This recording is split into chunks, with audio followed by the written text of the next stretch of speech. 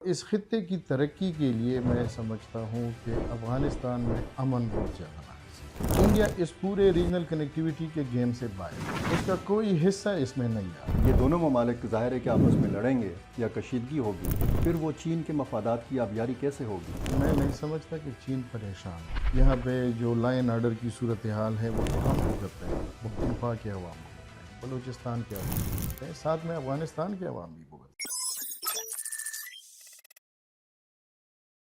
بسم اللہ الرحمن الرحیم۔ السلام علیکم ناظرین، فدا دل ہوں، آپ ایچ ٹی این دیکھ رہے ہیں۔ پاکستان اور افغانستان کے مابین جو کشیدگی ہے، اس دوران آپ نے دیکھا کہ دوحہ میں، قطر میں مذاکرات ہوئے، استنبول میں مذاکرات ہوئے اور طویل مذاکرات ہوئے۔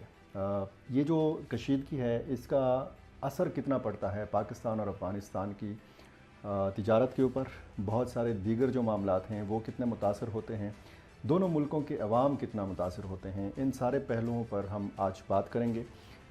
میرے ساتھ موجود ہیں سرحد chamber of commerce and industries کے کی ایک قائمہ کمیٹی ہے، اس کے چیئرمین ہیں جناب شاہد حسین صاحب۔ یہ قائمہ کمیٹی جو ہے یہ پاکستان اور افغانستان کے مابین تجارت کے امور اور پھر خصوصاً جو وسطی ایشیا کے ساتھ پاکستان کی تجارت ہے، یہ سارے معاملات دیکھتی ہے۔ تو شاہد صاحب، آپ کا بہت شکریہ۔ ایک سوال ذہن میں یہی پیدا ہوتا ہے کہ جب بھی پاکستان اور افغانستان کے معاملات خراب ہوتے ہیں تو پھر اس کا براہ راست اثر جو ہے وہ دونوں ملکوں کی تجارت کے اوپر پڑتا ہے۔ اگر ہم آپ سے یہ جاننا چاہیں کہ طالبان سے پہلے کہ کتنی تجارت ہوتی تھی باہمی دونوں ملکوں کی، اور طالبان دور میں، اور پھر یہ جو کشیدگی پیدا ہوئی اور پھر سرحدیں بند ہوئیں، تجارت بند ہوئی اور دونوں طرف ہم دیکھتے ہیں کہ مال بردار گاڑیوں کی قطاریں ہیں، تو کتنا متاثر ہو رہی ہے یہ تجارت؟ شکریہ فدا دل صاحب۔ پاکستان افغانستان کی تجارت جو ہے مختلف فیزز ہیں، لیکن یہ جو 2001 سے ہم کاؤنٹ کریں گے تو ایک حکومت تھی جو 21 سالہ اس کی دور تھا، اس کی زندگی تھی۔ اس سے پہلے بھی یہی امارات اسلامی کی حکومت تھی۔ اس سے پہلے تو آپ کو پتہ ہے کہ کافی جنگوں کی وجہ سے ہمارے بارڈرز بھی بند تھے اور تجارت اس طرح نہیں ہو پا رہی۔ جب سے امریکن آ گئے 2001 میں، ایک جمہوری نظام افغانستان میں عمل میں لایا گیا، تو اس ٹائم پہ تو افغانستان میں ایسا تھا کہ سڑک کوئی نہیں تھی، سکول نہیں تھی، کوئی اچھی بلڈنگ نہیں تھی، کوئی پلازا نہیں تھا۔ کہنے کا مطلب کہ بنیادی ضروریات جتنی بھی تھی ان کی اشد ضرورت تھی، اور پاکستان اور افغانستان جغرافیہ کے لحاظ سے اتنے ایک دوسرے کے ساتھ اٹیچ ہیں، متوصل ہیں کہ ان کو سوٹ کرتا ہے کہ وہ اپنی ضروریاتی زندگی اگر پاکستان سے پوری کرتی ہے زندگی کے ہر شعبے میں، تو ان کے لیے سستی اور بہت کم وقت میں ان کو پہنچ جاتی ہے۔ تو اس زمانے میں جب یہ چیزیں، مطلب سڑک بھی بننا تھا، پورا ایک نیا ملک دوبارہ وجود میں آنا تھا، تو اس ٹائم تو ہماری تجارت جو افغانستان کے ساتھ تھی تو وہ تو جو ماہرین کہتے ہیں اور جو سنٹرل ایشیا اور افغانستان مل کے کوئی 2.5 سے 3 بلین ڈالر تک تھی، ٹھیک۔ جس کو میں نیچرل نہیں کہتا۔ وہ ایک ایسے حالات تھے کہ ایران پہ سینکشن تھے تو ساری چیزیں پاکستان سے ڈائریکٹلی ہو جاتی تھی۔ پھر آہستہ آہستہ اس میں کمی آ گئی، یہ نیچرل سائٹ پہ جانا شروع ہو گئی۔ پھر بعد میں ایران سے بھی انہوں کا امپورٹ زیادہ ہو گیا، دنیا کے اور ممالک سے بھی زیادہ ہو گیا، کیونکہ 20-21 سال کافی بہت لمبا عرصہ ہے۔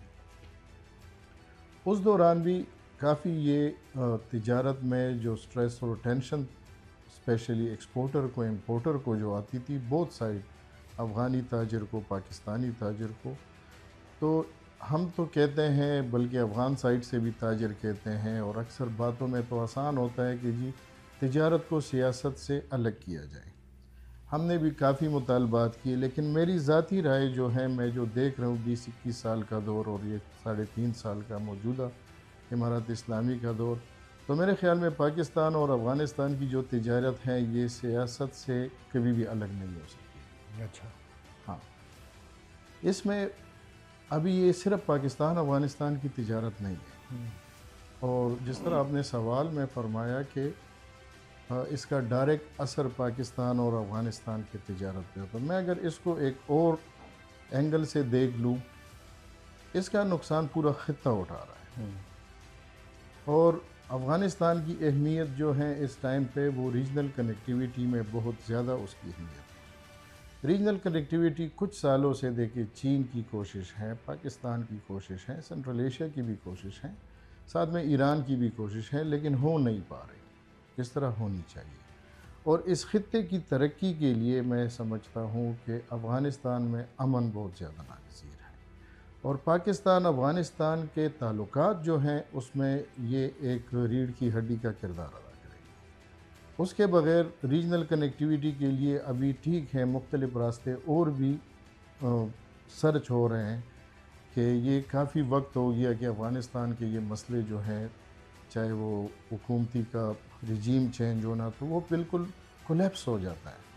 ایک تو ہوتا ہے ایک حکومت چینج ہو جاتی ہیں، پالیسیز وہی رہتی ہیں، لوگ نئے آ جاتے ہیں، یہاں پہ پورا وہ نظام جو ہے وہ کولیپس ہو جاتا ہے۔ ایک بچہ پیدا ہو گیا 21 سال تک تھا، پھر وہ کولیپس کر گیا، ابھی دوبارہ وہ 4 سال، ابھی اس میں بھی مسئلے آ رہے ہیں۔ تو اس میں جو ریجنل کنیکٹیویٹی ہے یہ اس خطے کے لیے 7-8 ممالک ہیں اس خطے میں، یہ اس کے لیے بہت اہم ہے۔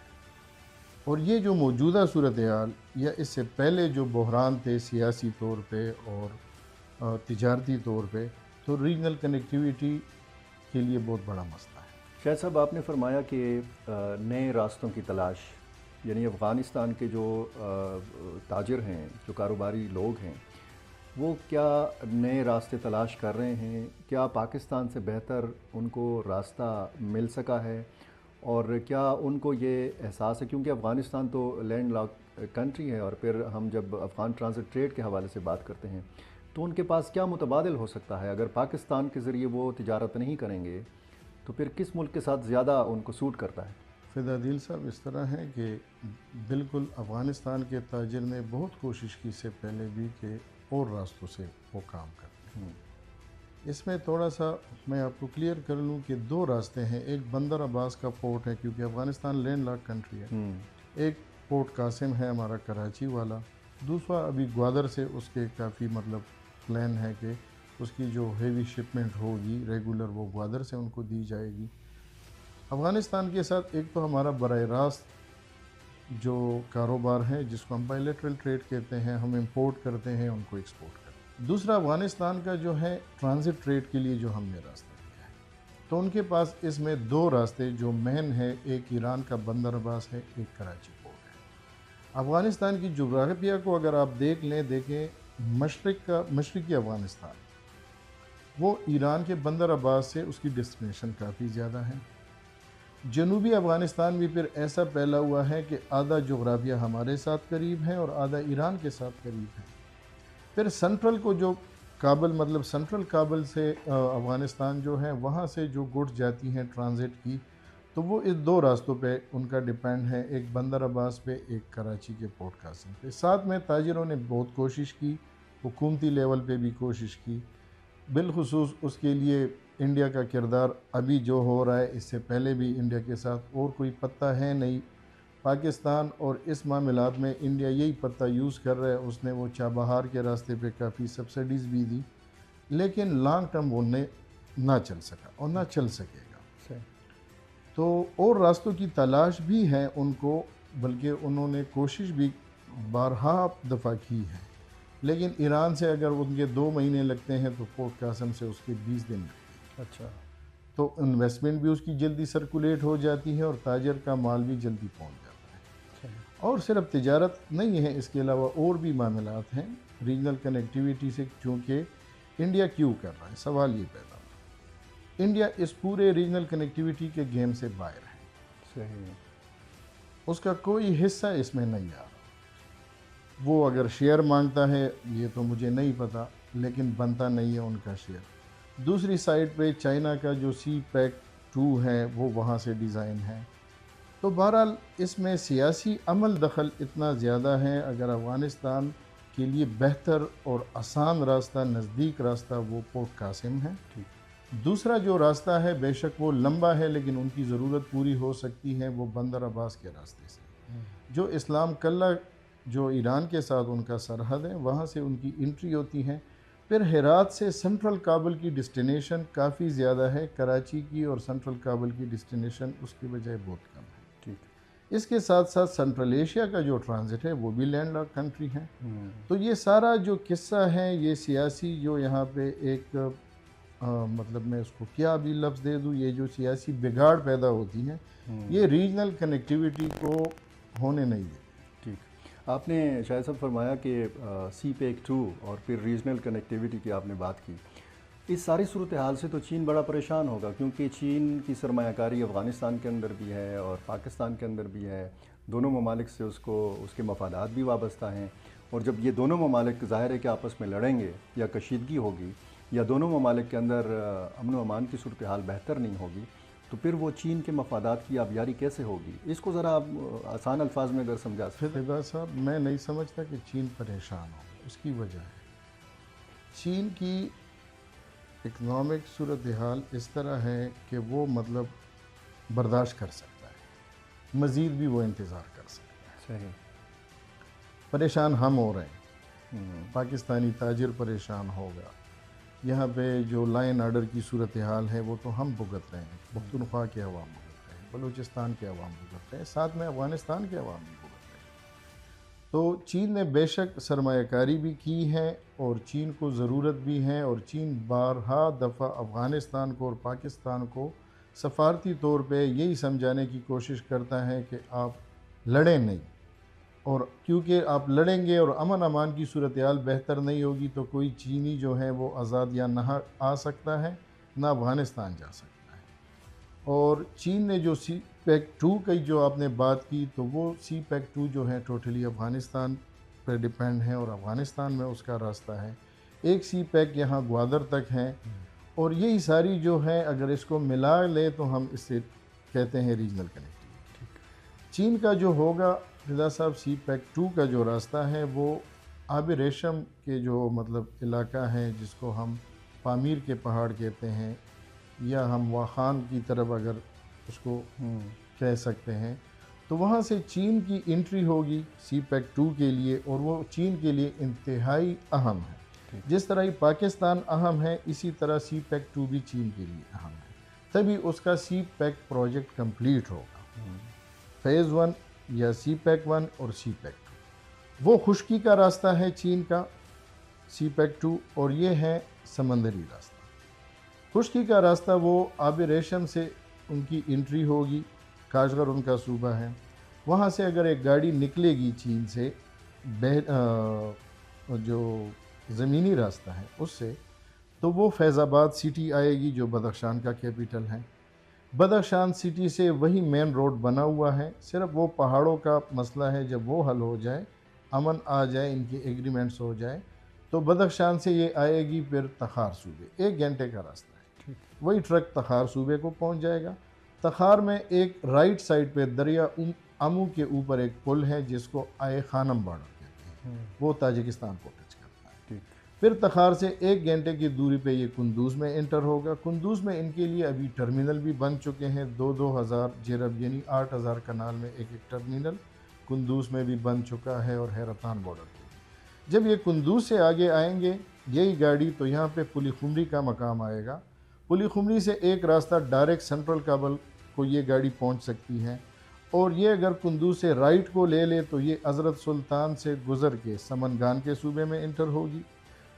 سمنگان سے یہی گاڑی گزر کے یہ بلخ کے صوبے میں انٹر ہوگی. بلخ کے صوبے میں جس طرح اس کی انٹری ہوگی تو 63 کلومیٹر پہ ازبکستان کا بارڈر ہے. کندوز سے یہ رائٹ کو جائے گی تو 62 کلومیٹر پہ تاجکستان کا بارڈر ہے، جہاں سے تاجکستان کا کیپٹل دوشنبہ سٹی 220 کلومیٹر ہے بارڈر سے.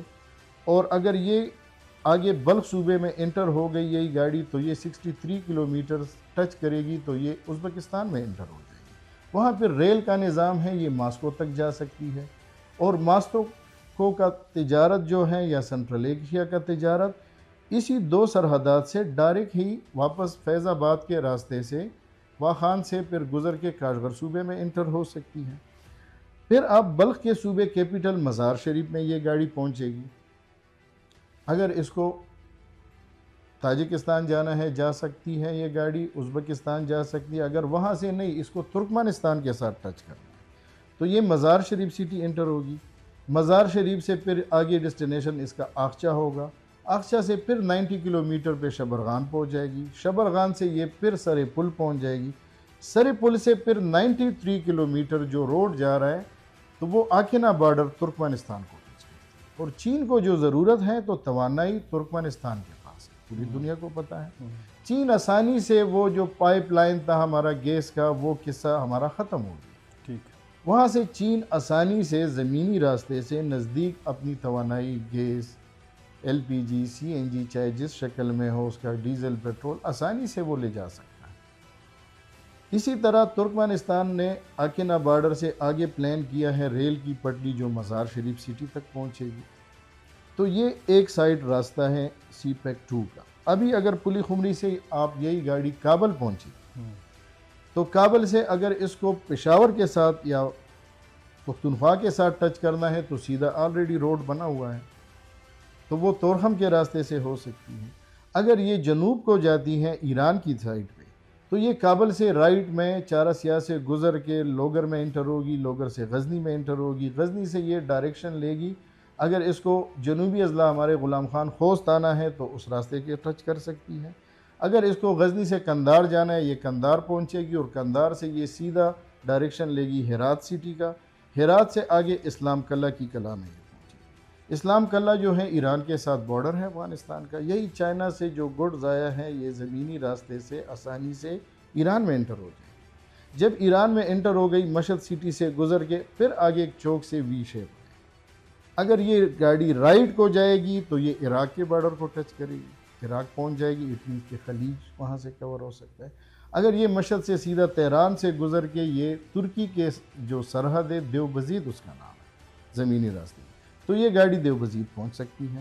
دیوبزید سے پھر یہ کراس ہو جائے گی تو اٹ مینز کہ ترکی اور یورپ کا راستہ بھی ان کو زمینی مل گئی. تو ابھی اس پوری صورتحال میں جو ریجنل کنیکٹیویٹی کی یہ صورتحال ہے اور افغانستان اور پاکستان کی یہ جو موجودہ کشیدگی ہے، یہ ٹینشن ہے اور یہ جو اشتعال دونوں سائڈ سے پیدا ہو رہا ہے یہ انتہائی افسوسناک اور خطرناک ہے. دونوں حکومتوں کو اس ریجن کے بارے میں، اس خطے کے بارے میں سوچنا چاہیے. بالخصوص افغان سائڈ سے تعاون کی انتہائی اشد ضرورت ہے. شاہد صاحب یہ جو آپ نے صوبوں کے اور شہروں کے نام لیے، اتنی معلومات تو میرا خیال ہے چینیوں کے پاس بھی نہیں ہوں گی. کیا اتنی معلومات امارت اسلامی کے جو ذمہ دار لوگ ہیں ان کے پاس ہیں اور یا ان کو احساس ہے؟ دیکھیں فدا صاحب، میں سمجھتا ہوں حکومت میں جو بندہ کام کر رہا ہے تو اس کو ہونی چاہیے. اور یہ جو ریجنل کنیکٹیویٹی کی پکچر ہے یہ صرف ایک شہر، ایک صوبے، ایک ملک کی بات نہیں ہے. اس میں 8 ممالک کے لوگ انوالو، اربوں لوگوں کی بات ہے. تو اگر اس کے پاس نہیں ہے تو یہ بدبختی ہوگی ہماری اور ان کو اس چیز کو سمجھنا چاہیے. اس میں افغانستان کی واحد حل ہے کہ افغانستان کے عوام، ہمارے پاکستان کے عوام، ایران کے عوام، اس کی خوشحالی بشمولی سنٹرل ایشیا اسی ریجنل کنیکٹیویٹی میں. صحیح. مجھے لگتا ہے کہ طالبان حکومت کو چاہیے کہ آپ کو کابل انوائٹ کریں اور ایک بریفنگ دیں آپ ان کو. نہیں سر، ان کو پتہ ہے، ایسی بات نہیں ہے. مفادات عزیز ہیں ہر کسی کو اپنی، ہو سکتا ہے، لیکن میں نے کافی انٹرویوز میں یہی کہا ہے کہ افغانستان کے عوام کا پاکستان کو اور پورے ریجن کی اس خطے کی خوشحالی ریجنل کنیکٹیویٹی ہے. افغانستان کو ٹیکس کلیکٹ ہوگا، لوگ کاروبار میں مصروف ہو جائیں گے. وہ جو نادیدہ قوتیں ہیں، چاہے میں اگر کل کے بات کر لوں، یورپ اور امریکہ شاید نہیں چاہتے اور بالخصوص پھر انڈیا کا تو مسئلہ یہ ہے کہ اس پورے گیم سے وہ باہر ہیں. تو وہ تو ٹھیک ہے، اس معاملے میں وہ لانگ ٹرم کتنا کرے گی، یہاں پہ لائن آرڈر کی سچویشن خراب کرے گی. افغانستان کو بھی یہ اس بات کو سمجھنا ہے. لیکن اس پہ میں سمجھتا ہوں کہ موجودہ جو سیاسی سینیریو شروع ہو چکی ہے، تو دیکھیں پاکستان ریفارم مانگ رہا ہے افغانستان کی حکومت سے، امارات اسلامی سے، کہ یہ چیزیں ٹھیک کرو. ایران بھی وہی بات کر رہا ہے، چائنا بھی وہی بات کر رہا ہے اور رشیا بھی وہی بات کر رہا ہے. لیکن انڈیا تو وہی بات نہیں کر رہا. ان کو تو ایسا افغانستان چاہیے. ان کا تو مفاد ہی ان کا تو مفاد اسی ہے۔ بہت شکریہ شاہد حسین صاحب آپ کا۔ ناظرین، آپ نے شاہد حسین صاحب کی باتیں سنی، انتہائی معلوماتی ان کے ساتھ گفتگو، اور پھر آخر میں ہم اسی پہ کنکلوڈ کرتے ہیں کہ پاکستان اور افغانستان دونوں کو یہ سوچنا ہے کہ کیسے ہم امن اور استحکام کے ذریعے، اور کیسے جیسے شاہد صاحب نے فرمایا ریجنل کنیکٹیویٹی کے ذریعے دونوں ملکوں کو خود کفیل بنا سکتے ہیں بہت سارے شعبوں میں، کیسے ہم باہمی تجارت کو بڑھا سکتے ہیں۔ افغانستان کو ضرورت ہے استحکام کی، امن کی، افغانستان کو ضرورت ہے تعمیر نو کی، اور ظاہر ہے کہ یہ تبھی ہوگا جب اس خطے میں امن ہوگا، استحکام ہوگا۔ بہت شکریہ آپ کا۔